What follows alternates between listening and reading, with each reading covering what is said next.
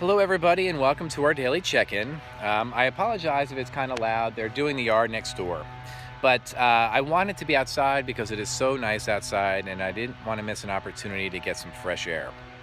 So today's check-in video is kind of going to be a little bit all over the place. A student of mine asked me maybe to talk a little bit about some of my favorite things, but also maybe tell some stories. So I'm going to try to do both. I may have said this in the past. My favorite vacation spot is the Outer Banks. Probably a close second is Myrtle Beach. I definitely enjoy going to those two locations. I have enjoyed going to Disney World with my kids, except, sweating to death and sitting in lines is not, to me, is like a relaxing vacation. It's definitely work. My wife and I went to Oahu and Maui for our honeymoon. I really enjoyed that quite a bit. But that will be some stories maybe for another time. But some of the other things that I really enjoy is I enjoy what I do in the summer. Oop, squirrel behind me. Or chipmunks. It's Chip and Dale. No. So I enjoy what I do in the summer because I have an opportunity to go around the country and work with teachers. And I present workshops on social emotional learning and academics, and like how they work together, right?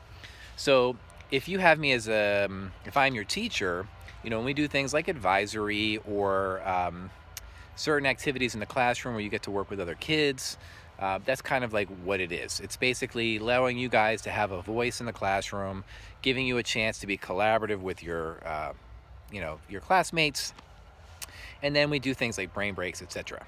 So I really enjoy that. It's one of my favorite things to do because I get an opportunity to work with all different people from all over the country. And it is amazing how you can meet somebody and then only in 4 days or 5 days, however many days you can be there, these people become lifelong friends. It's crazy how it happens. But I'm going to kind of connect that to what I wanted to talk about today. So a few years ago, I went down to a southern state. I'm not going to say which one, just like I won't say the name of the company that I work for. So I went down south and I had an opportunity to work with another middle school teacher, which is kind of rare because usually I'm the only one, which can be lonely at times. But this opportunity, I got to work with somebody else. And at first I was a little nervous because this was a veteran teacher who had been doing this for a long time. And I just wanted to make sure that I was doing, a good job. But when I was down there over the 4 days, the people that I was working with, I was on the bottom floor, she was on the top, and the people that she had were like all on board, listening to everything she said. They were having a great time. Now, the people I had were very resistant. They didn't really want to hear what I had to say. I mean, I definitely got a little bit of the impression that maybe, some of them didn't like kids, which is kind of a bummer. But why am I telling the story? So the 4 days were pretty rough. I would hear a lot of them talking under their breath, saying negative things. They might make fun of students, etc. But I still, over the 4 days, relayed the message, how it's important to let you guys, the students, have a chance to talk in the classroom or do certain activities to help you grow up to be better people. So why am I telling you this? So after the 4 days, okay, I definitely didn't feel successful, right? I felt like I didn't reach them, which it really bugged me. And I felt like they were not open to new ideas. And the reason why I'm telling you this is because even though I spent 4 days, and we're talking like I'd be up at 5 something in the morning and I'd be in bed at like 12:30, 1 o'clock in the morning because I'd be preparing. And they just didn't want to hear what I had to say. But it wasn't going to stop me from relaying that message. So you might in your life go out and you be the good person and you are relaying that positive message, being a persevering and, being helpful, etc. And there are going to be people who will interact with you in life who will be resistant. I like to refer to them as kind of like, as like Teflon. You say the message and it just ricochets right off them. Now, sometimes it's good to be Teflon because if people say mean things to you and you can not let it affect you personally, it's a nice feeling to be a little bit Teflon. But when you're trying to learn new things, you don't really necessarily want to be Teflon. You want to make sure you are more open. So the reason why I want you to kind of think about that is because throughout your life, you should always relay a positive message. You should always be kind. You should always be thoughtful, even if people are resistant to it. Because sometimes you're not going to be able to change people, but it shouldn't stop you from being the right person, doing the good things in life. So keeping that in mind, I'm going to go to my next story, which is connected to the same job. So the first message is always do the right thing, always be positive, and even if people don't want to hear what you have to say or they're resistant, you shouldn't stop. Like, for example, as a teacher, I like to make sure I give you a nice positive message. I try to be the best role model that I can be. When I teach you history, it's because I love it so much, and I want you to enjoy history as much as I do. And I know sometimes when I try to teach, some kids are resistant. Maybe you guys don't want to do the work sometimes. Maybe you just don't want to listen to the activity or do it. And I understand that. Okay, that's why I try to be as empathetic as I can, because I know there are things that I don't like to do. But what I want you to understand is that when your teachers are teaching you things, it's because we want to make you better. We want to make you better people. Whether we're going to teach you the academic skills to be successful, whether we're going to teach you the social, emotional skills, so when life knocks you down, you will be able to pick yourself back up. Okay? So just keep that in mind. Just know that we care about you, and that's why we teach. We teach because we have compassion for kids, and we want to make sure that you are the best you that you can be. And it's not just academics. It's up here too. So this leads to my next story. With the same job, a couple years after that, I had a job in New York City. Now, I will admit, New York City is not my favorite place to go. So my sister, who knows this, because she knows I have certain types of anxieties, okay? So I'm telling you these things because I want you to understand that even as an adult, I have anxieties too, and that, and it's okay. Okay, so I don't want you to feel like if you are struggling with anxiety or other situations like that, that you are all alone, because you're not. So it's funny because I don't mind teaching in front of large groups of people, but I don't like being around large groups of people in public areas. So my sister was nice enough, and she drove me into the city, okay? And anytime I work in New York, she drives me in and picks me up. And that is a sign of an amazing, amazing sibling, I gotta tell you. Because I don't know if I could do it without her. So she is phenomenal. Now, so I get into New York, and we have an opportunity to work in the school. Now, I was thinking in my head, okay, it's a school, it's gonna be maybe a couple of stories. Not this school. This school is 22 stories high, meaning it was up on like the 22nd or 19th to 22nd floor. So instantly I'm like, starting to panic. So I get into the elevator, and now I'm thinking like some New York elevators we've been in, it's like right to the top. No, not this one. This one was like, until you get to the top. So I'm already like, I'm gonna die in this elevator. So we get out of the elevator. So I'm like, all right, okay, good, I made it. So I set up my space, I'm getting ready, and then I find out where you eat is a couple floors up. No elevator. You had to walk. Now, I walk into these stairs to go up to where the food is. And that's where everyone gets together, and we say, oh, welcome, have a wonderful day, blah, blah, blah. So I took like 3 steps on these stairs, and my knees were like shaking, and I couldn't move. After like the 3rd step, I just couldn't move. Now, there was no windows around, so it's all in my head, right? So I was thinking, I'm gonna starve this week. I'm not gonna have any food or I'm gonna have to bring food because I'm never going to make it up there.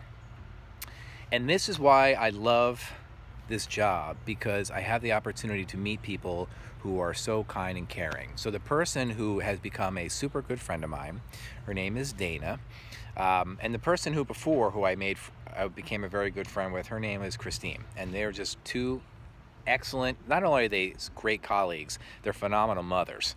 So shout out to them. But what she did for me for an entire week is anytime there was food, whether it was breakfast or lunch, she would go up to the top floor and get food for me, bring it down so I could eat. And I'll never forget that, because the fact that she had other things to do and still took the time, because she knew that in that time of need, I needed her help.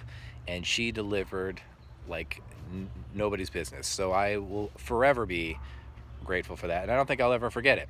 Now, why am I saying this? Because there are certain things that you are going to be really good at in life. Um, but there are going to be things that you are going to struggle, and that is okay as well.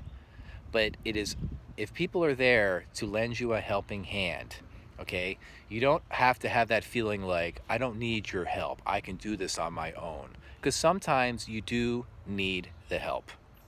I needed her help. I mean, I was in my 40s and I needed her help, and she helped me. And I don't know if that's a fear of, the fear of heights, etc. I don't know if that is something I will ever overcome. Uh, but it's nice to know that if it becomes a problem, I know there are people that are there for me.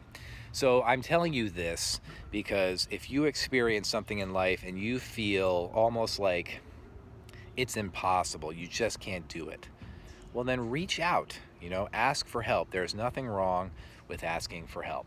Okay, even last night I was making something for you guys actually, and I reached out to my wife and I asked her for help. I think she was a little surprised that I asked her for a school help, but she was also, I think, appreciative that I valued her opinion. And that's another thing too. When you ask somebody for help, you are telling that person, like, I value you and I trust you. I'm coming to you because I trust you. And I think that's also something that you need to work on with people, is to have trust and faith in other people. So what are these two stories telling me? Well, it's telling me that challenges are going to get in your way sometimes, but one, don't stop being a good person, okay? Don't stop striving to be the best that you can be. Like I've said in previous videos, I see kids sometimes, they don't want to perform in school because they're afraid it won't look cool, right? Okay, being smart and trying hard and doing the best that you can, that is cool, okay? Because by you trying, okay, and doing what we ask from you, you were showing us respect. And we, the teacher, by going out of our way to make lessons for you that we think are valuable, we are showing respect for you. We are trying to value your time. Okay, so when you're with us, we're saying, okay, look, you're here. I'm going to make sure you have the best experience possible, because I don't want you to leave here thinking that was a waste of your time. Okay, so always try to be the best that you can be. The second story is to tell you, one, you may need to ask for help if you need it, but also I want you to be that person who is taking your hand and saying, I can help you, okay? Because I think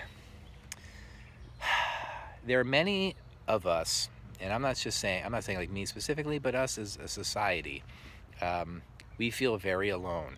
Our faces might tell us that, everything is awesome, everything is great, no problems. But inside, it's saying, I'm really struggling here. I don't feel like I connect with anybody. I don't feel like I have a lot of friends. I don't feel like I fit in, okay? So when you lend that hand and you say, I'm here for you, you're letting that person feel like a sense of belonging, which goes all the way back to one of my favorite things, and that is the job I do in the summer, because they believe in three things: belonging, significance, and fun. We, as a teachers, want to make sure you feel like you belong and that you matter. You are significant. I'm telling you, you matter, okay? And fun, because you know what? Life has enough challenges. Life has enough problems, okay? There's plenty of things to make people feel upset and depressed. So why not have some fun, right? Why not laugh in class? Why not tell some jokes in your house? Do a little dance? Whatever you got to do. Just have some fun, okay? So I'm sorry if this video is all over the place, and it's probably the longest video I have done. But I want you to understand that the teachers that you come across in your life put in a lot of time to make you the best you that you can be. But it starts with you. You have to believe that you are the best you can be, and that you want to be the best that you can be. And as long as you believe that, there's no stopping what you can do, okay? So on that note, enjoy this beautiful day. I'm thinking about you guys always. And until our next check-in, okay, peace out. And just remember, hug your family members, tell them you love them, and just, enjoy life, okay? Breathe. And just realize that, things are going to get better, and that, but it's going to start up here. We're going to have to start thinking more positive. positively, I should say. And then, and if people around us aren't thinking positive about things, then it's our job to kind of help them, okay? Or at least encourage them. All right? I miss you guys. Have a wonderful day. Until next time, I'll see you later.